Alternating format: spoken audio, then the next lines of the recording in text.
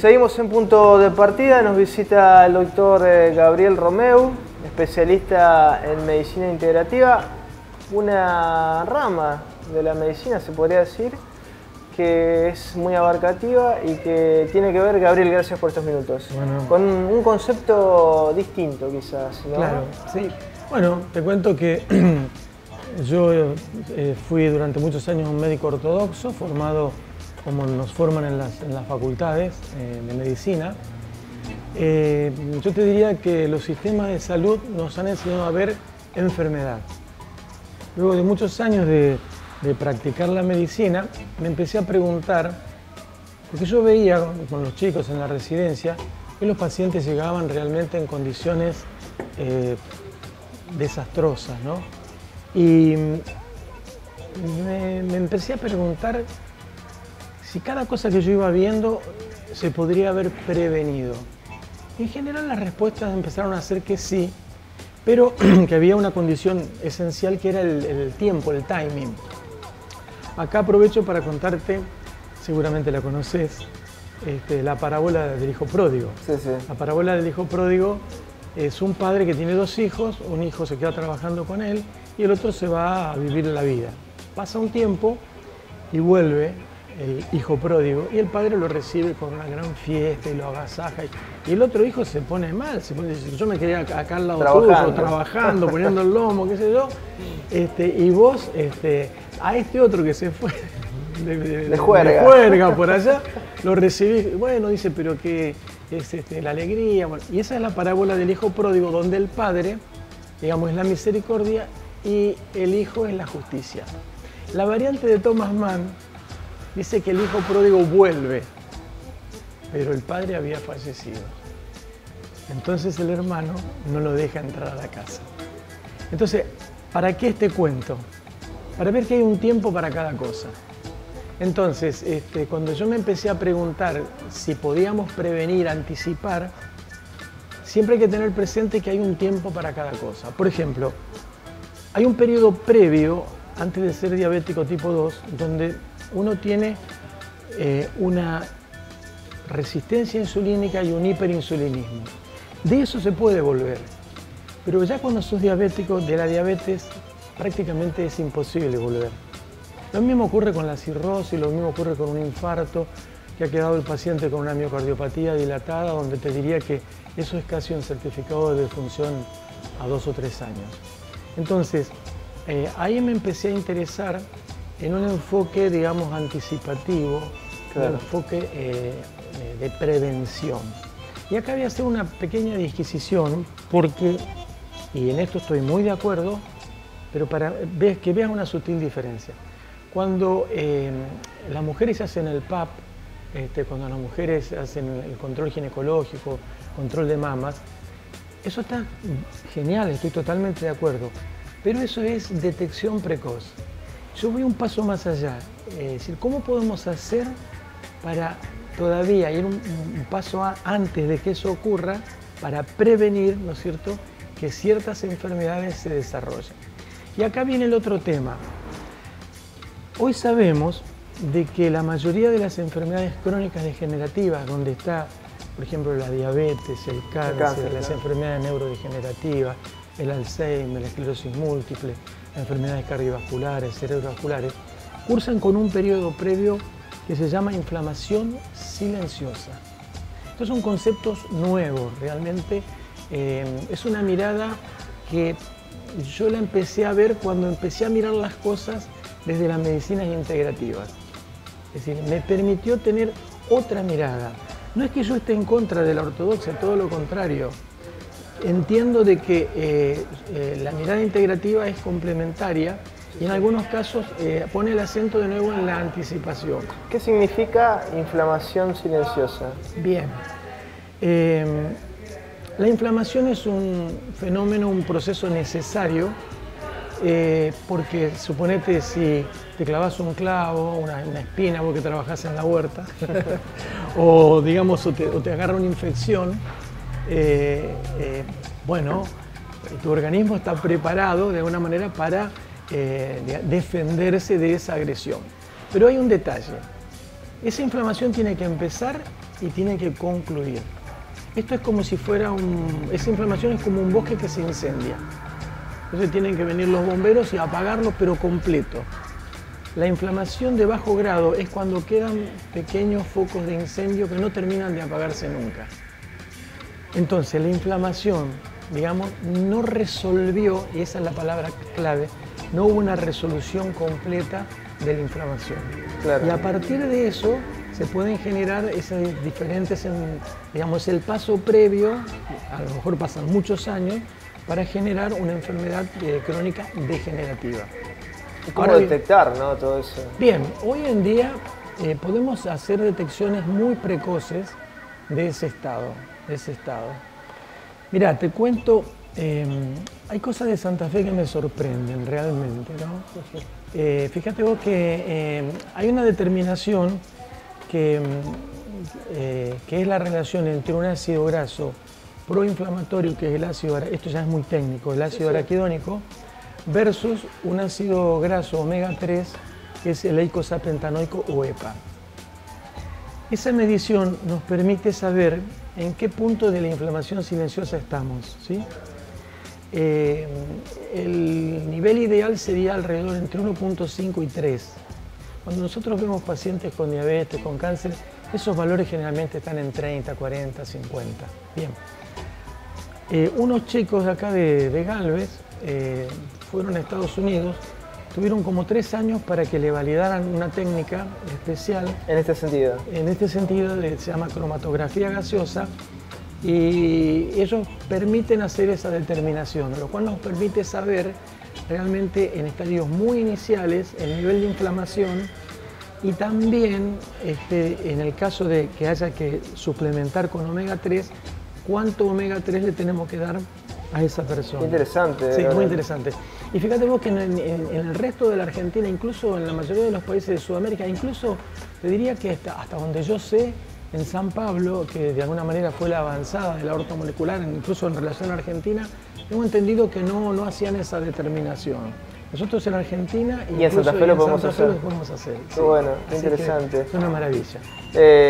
Y digamos, si una persona se hace una cromatografía, sí. Y este estudio que mencionabas, y bueno, le sale que tiene un índice que habría que empezar a trabajar. Bien. A partir de allí, ¿qué sucede? Bien, hay una variable que es, porque en realidad los ácidos grasos, hay un punto crucial que se llama diomo gamma linolénico, que puede ir hacia los eicosanoides buenos o hacia el ácido araquidónico, que es proinflamatorio. Eso ya lo sabes. Sí, sí. El ácido araquidónico es proinflamatorio. Y ahí lo que determina ese paso es una enzima que se llama delta 5 desaturasa, que pasa de diomo gamma linolénico a ácido araquidónico. Y ocurre que esa enzima es estimulada por la insulina. Y hoy en día tenemos, yo diría, una pandemia de hiperinsulinismo y de resistencia insulínica, que tiene que ver con nuestro estilo de vida y con nuestra forma de alimentarnos, con el exceso de hidratos de carbono, de harina, con el estrés. Con el estrés permanente. Exacto, que produce hipercortisolemia y eso a su vez produce hiperglucemia y eso estimula la insulina. Esa es una de las variables. Y la otra variable es cuánto eicosapentaenoico tenemos para contrarrestar a esa enzima delta 5 desaturasa. Del juego de esas dos cosas va a surgir que vaya hacia araquidónico o hacia otros eicosanoides que son antiinflamatorios. Claro, eso más y o se menos va trabajando de esta manera. Por eso incluso aunque digamos, medir araquidónico EPA sea hilar muy fino, hoy clínicamente nosotros podemos medir insulina, podemos medir otras variables, ¿no es cierto?, que nos permiten saber, también por nuestra experiencia, si esa persona está inflamada o no está inflamada, o se está yendo hacia la inflamación o no. Claro, claro. Ahora, ¿cuánto nos queda como humanidad para aprender, no? Digo, particularmente, recién estábamos hablando fuera de micrófonos del tema de las emociones, ¿no? Bueno, cómo sí. puede impactar y la transferencia interfamiliar, digo, de esas emociones, ¿no? Seguro. Tampoco, así, una misma emoción a una persona puede destruirla y otro, hablábamos de resiliencia, Claro. y otra persona sale fortalecida de una situación traumática, etc. Igual hoy en día hay muchos recursos, por ejemplo, para manejar el estrés postraumático hay técnicas, una técnica se llama EMDR, que está basada en los movimientos oculares, porque pasa más o menos esto: cuando hay una situación muy traumática, habitualmente digamos, los conflictos emocionales se resuelven en una fase del sueño que se llama el sueño de ondas alfa, que es cuando soñamos. Claro. Pero a veces, cuando ha sido muy fuerte el impacto, eso se bloquea, se traba. No es difícil saber, vos le decís a la persona que visualice esa situación. Vamos a poner un ejemplo extremo. Una mujer que ha sido violada, por ejemplo. Esa mujer, cuando va a la escena, no es que la recuerda, la revive con todo el cortejo de Qué duro, síntomas. ¿no? Claro. Pero si uno detecta que esa escena, esa foto que está congelada y que la revive, detecta que es traumática, uno puede hacer una especie de sueño REM artificial con movimientos oculares o con tapping o con sonido bilateral, para que el cerebro pueda integrar esa información y ya deje de ser, no es que la va a olvidar, pero ya deje de acarrearle todo el conjunto de síntomas y de sensaciones corporales que trae eso. Claro, que no tenga un efecto tan traumático, ¿no? Claro, yo no soy psicólogo, o sea, Sí, sí. hay psicólogos que manejan esta técnica. Yo la aprendí a hacer, en muchos casos la hago, porque es muy evidente la situación traumática vivida. Surge a veces del relato o del interrogatorio, en fin. No, pero te lo pregunto porque sí, viene a colación de esto de la inflamación, ¿no? Porque hay, obvio, hay sí, cuestiones sí, que sí. están interrelacionadas. Totalmente, totalmente. Mira, una situación de estrés aguda, el organismo lo resuelve. Y hay un sistema inmune que se llama sistema inmune innato, que no se ve afectado en un estrés agudo. Pero cuando el estrés es crónico, el sistema inmune innato se deprime. Y entonces, al deprimirse el sistema inmune innato, vos te imaginarás que al no tener defensas, abrís la puerta para infecciones, para cáncer, para una serie de problemáticas que están ahí, ¿no? Ahora, volviendo al principio de esta charla, Gabriel, ¿cómo ha evolucionado la medicina, ¿no? En este último tiempo, en estas últimas décadas? Y hay todo un replanteo quizás en esto de la integración de distintos saberes, ¿no? Porque también hay que decirlo, la medicina convencional está siendo cuestionada en parte. Sí, es verdad, es verdad. Eso es cierto. Sobre todo si nosotros enfocamos la medicina desde, digamos, el borrar los síntomas. En realidad, un síntoma nos está hablando de algo. En realidad tendríamos que hurgar un poco más para saber qué nos está queriendo decir ese síntoma, qué hay detrás de ese síntoma, cuál es el actor detrás de la escena de ese síntoma, para tratar de cambiar la historia natural de la enfermedad. Porque si tapamos los síntomas, la historia va a seguir su curso. Por ejemplo, cambiar las variables de alimentación, hacer una alimentación, como haces vos, ecológica, evitando de alguna manera todos los tóxicos, ¿no es cierto?, ya sea los agrotóxicos, los agroquímicos, los fertilizantes, etcétera, que muchos de ellos son cancerígenos. De todas maneras no alcanza, Gabriel, porque la contaminación, caminás por Boulevard y la vas a observar, ¿no? Pues sabes que yo me planteé mucho ese tema, ¿no? Entonces digo yo, bien, estamos sometidos a una infinidad de polutantes, inhalatorios, radiaciones, en el agua, radiaciones, todo. Entonces yo digo, a ver, como me interesa la prevención, digo, bueno, ¿qué podemos hacer? Y entonces, fíjate, te voy a contar otra historia que tiene que ver con Santa Fe, vas a ver. Entonces yo me dije, a ver, el principal detoxificante es el hígado. Es decir, el hígado cumple funciones increíbles de detoxificación, pero hay que ayudarlo al hígado, ¿cierto? Hay que ayudarlo. Entonces, por ejemplo, hay una sustancia, es un tripéptido que se llama glutatión. En general provienen de aminoácidos que tienen azufre. Son, digamos, los que están, por ejemplo, en el ajo, en la cebolla, tienen mucho.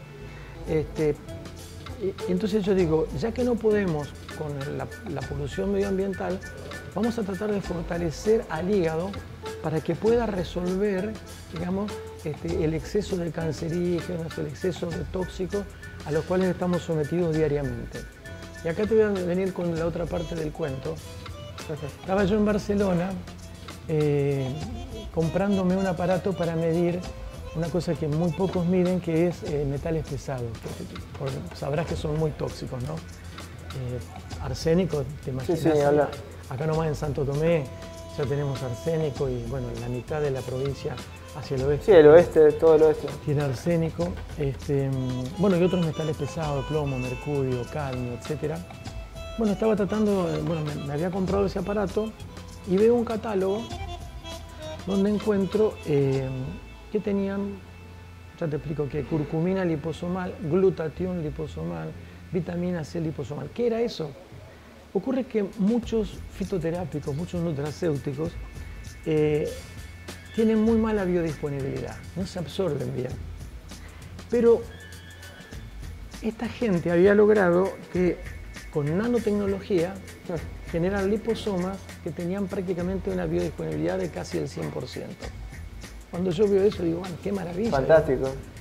Y entonces, bueno, me quedé con esa idea, digo yo, me vengo a Santa Fe, empiezo a googlear acá, en el Parque Litoral Centro, si querés pudiera hacerle una nota. Hay una empresa que se llama Lipomyce que hacen estos productos. Sí, lo hemos entrevistado. Con nanotecnología. Ellos tenían curcumina. Sí, sí. Bueno, entonces fui a hablar con ellos, surgió una relación. Yo escribí un libro sobre medicina ortomolecular, les dediqué el último capítulo a ellos que se llama Nanotecnología, lo nuevo.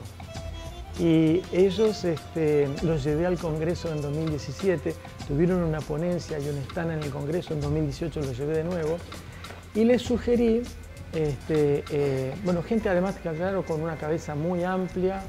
Bueno, central en la ciencia, ¿no? Sí, pero muy bien predispuestos además, ¿no?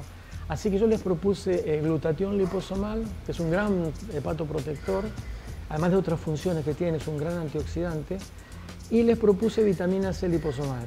Y al toque ellos ya están produciendo vitamina C liposomal, glutatión liposomal. Incluso estamos trabajando en dos temas que me apasionan y que me preocupan, que es la alta incidencia de cáncer de mama y cáncer de próstata que estamos viendo hoy en día en la población, ¿no? Así que estamos trabajando con algunos fitoterápicos para ver si lo podemos hacer liposomales, como el diindodilmetanol y la tiricina, ¿no? Bueno, es un poco técnica la explicación de cómo funcionan, pero digamos, en la idea de tratar de prevenir a los pacientes de esos dos flagelos, ¿no? Gabriel, la verdad, un gusto charlar sobre estos temas y también es muy interesante ver cómo se van interconectando los distintos saberes, ¿no? Y pensar que, bueno, tenemos esta disponibilidad en Santa Fe, bueno, y en otros puntos de la provincia, porque hay médicos integrativos como Mauricio Vela también, ¿no? Gran amigo. Y así que bueno, te vamos a seguir invitando seguramente para charlar sobre estos temas. Bueno, un gusto verte en esta ocasión, ¿no? Sí, sí, en mi trabajo. Y cuando gustes estoy a la orden. Bueno, muchísimas gracias. Bien. Seguimos en punto de partida.